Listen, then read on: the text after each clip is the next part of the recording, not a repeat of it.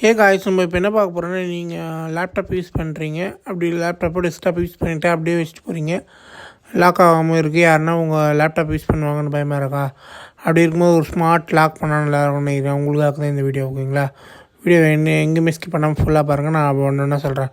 Just Windows 10 ஆகட்டும் 11 ஆகட்டும் smart lock எப்படி பண்ணணும்னு சொல்கிறேன் பாருங்கள்.